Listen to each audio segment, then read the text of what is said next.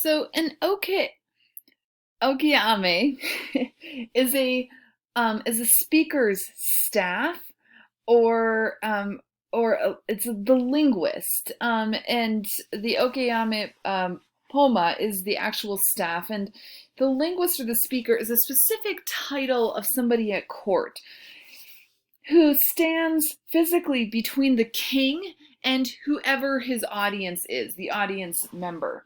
Um, and so if you have an appointment with the Asante king, you're not speaking directly to the king. You are going to be speaking to the linguist, to who will then convey your message to the king.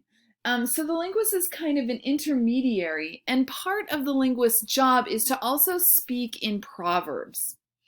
And depending on the topic or the theme for the particular appointment, the finial or the top part of the staff is swapped out. And so here we see on this finial, there's a seated man holding an egg.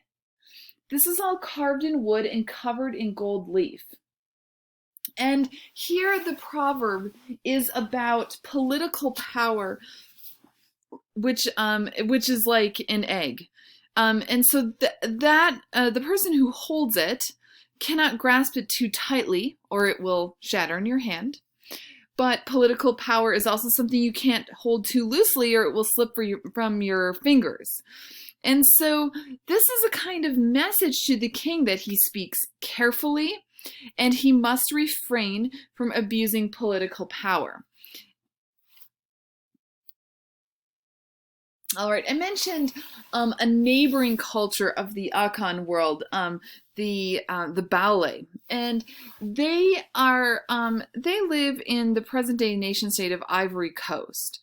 They are a much more egalitarian society, and they do not have kings the way we've seen in the Asante culture. So what do we see here? The Blolo Blah, or the spirit spouse, is a wooden, standing, fully carved sculpture in the round that represents a female figure with arms at her sides and her hands kind of reaching around her carved abdomen. There are, we see this braided hairstyle that's denoted with linear patterns, and these elliptical eyes below very stylized arched brows, and diagonal lines across her face, which are indicative of ritual scarification. We see that on her cheeks. We see some on her necks and stomach. Also, the marks here between her temples as well. This is a figure who is sculpted to represent an idealized individual, a stand-in for an unseen spirit. So what happens is that a ballet man commissions this female figure, there are also male spirit spouses too, to portray his wife in the spirit realm. And not just anybody can make this, but in order to construct a spirit spouse, you receive instructions from a spiritual advisor. And often the reason for constructing this spirit spouse is because of some sort of problem or issue in the physical realm. The Bale believe that before this physical world, we existed in the spirit realm with a spouse. And we leave that spirit spouse there when we enter this world. And in order to have a good relationship here with one's partner, you need to protect the memory of your spirit spouse. And neglect of your spirit spouse can cause all sorts of bad things to happen in the physical world. And so in order to rectify these problems, spirit spouse sculptures are carved. Now, part of the use of this is the spirit spouse would be displayed in the home, but would be covered through the week. And this was not a kind of public sculpture, something to share with a bunch of people. It's carved for a very specific individual, for his or her specific spirit spouse. And then the idea is that you might spend time once a week or so with your spirit spouse, so that the spouse does not feel neglected, and so that you seek peace and harmony with your partners in both the physical and the spiritual realms.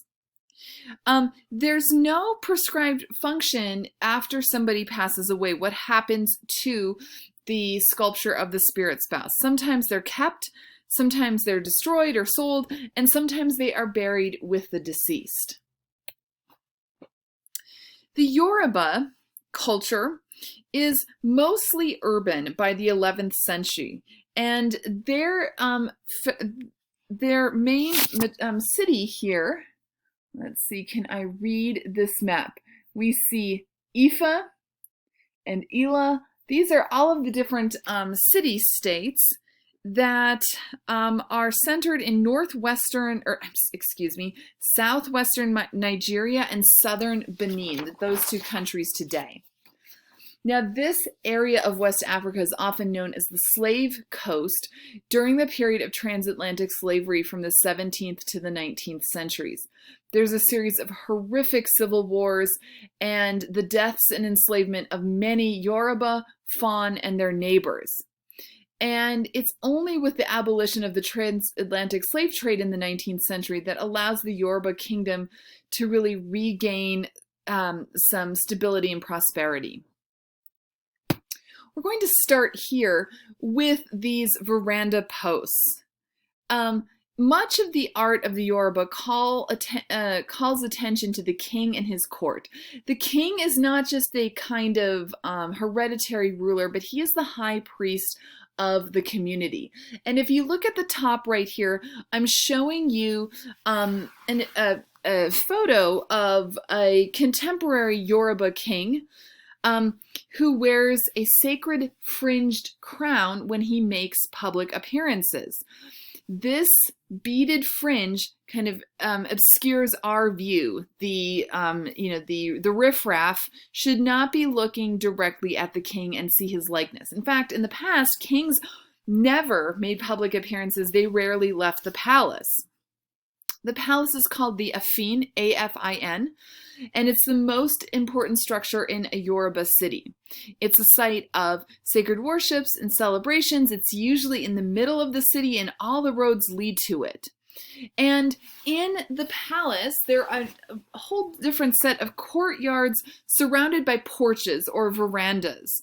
And artists in the 20th and 19th centuries, they moved around from city-state to city-state to create artworks to enhance the splendor and beauty of the palaces and to honor the king.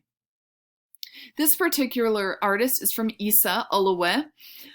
He died in 1938. So we're looking at early 20th century here.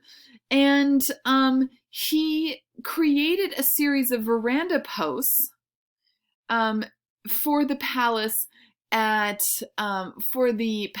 Isa that gave him then a really well-known reputation through all Yoruba territory. And we see these veranda posts, so they're somewhat functional. They're freestanding sculpture that serve as a post, but they also, of course, have a lot of embedded cultural meaning here and important political messages. So let's look at this central post that we see here in this collection of posts, and here is a slightly different view of that post here in the center. We see the king seated, enthroned, with a small female figure kneeling before him. He has small figures to his left and right, servants. And then behind his throne stands this really tall, elegant woman. This is the queen. And it's interesting because compared to the queen, the king is quite small. In fact, notice how his feet kind of dangle. He's so, kind of diminished in size, his feet don't even touch the ground. Here the message is that the power of the king is not in his size, but it is the mystical power he derives from his ancestors. And these powers reside in his crown. Notice this really elaborate crown that dominates the composition. There's all of these textured bands, and it might be hard to see here, but these textured bands actually include faces of his ancestors. And then there is a bird on the top who also sits and kind of points to one particular ancestral face. And so that woman behind the king, she is not just representing the queen, but she really stands behind the power of the king, supporting him. And of course, the king, just like all of us,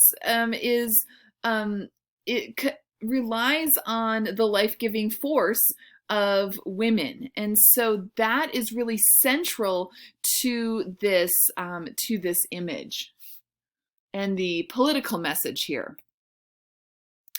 All right, right in the middle of one culture here again, but I am going to stop and then we'll finish with Olawa's doors from the king's palace at Isa when we come back.